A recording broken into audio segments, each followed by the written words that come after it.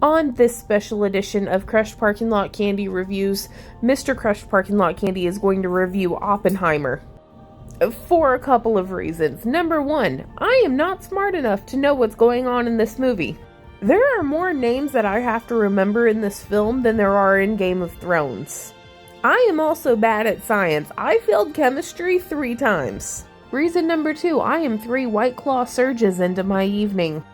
So movie-wise, it's a work of art. It is gorgeous to look at. The only conflict I have looks-wise is that if you're going to do black and white, I really wish they would do original film rather than trying to do it high def in black and white. But that's like a personal taste thing.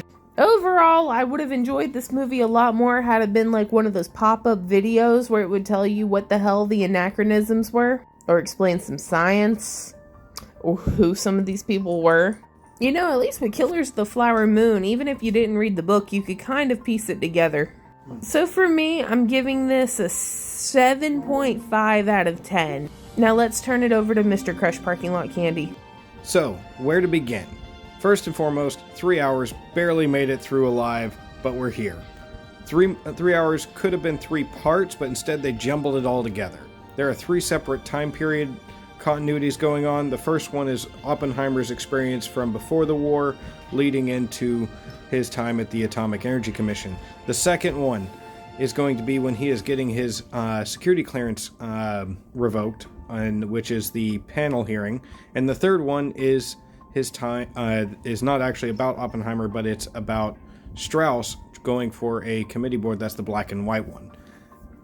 As far as a lot of the science there, while it was spot on, it's not really so much the science in this, but Oppenheimer's moral stance throughout the whole thing. And I think that's the big one that we start to look at when you look at the difference in how he's behaving throughout, and it's sort of like a cat and game mouse throughout the entire movie between Strauss and him, even though Strauss, you don't really notice it till the very end, is pulling all the strings. While his morals were on high show as far as the movie is concerned, it was also showing his relationships and the ideologies at the time, to include his love interests and things like that, which is cool and all, and it leads a lot into the other portions, such as his wife trying to defend him at the board hearing. Overall, I would rate this an 8 out of 10, and I would only take those 2 points away because it was 3 hours long to Crush Parking Lot Candy. Also, did you know Josh Peck was in this? Which is really good timing because I had my Josh Pecklow with me.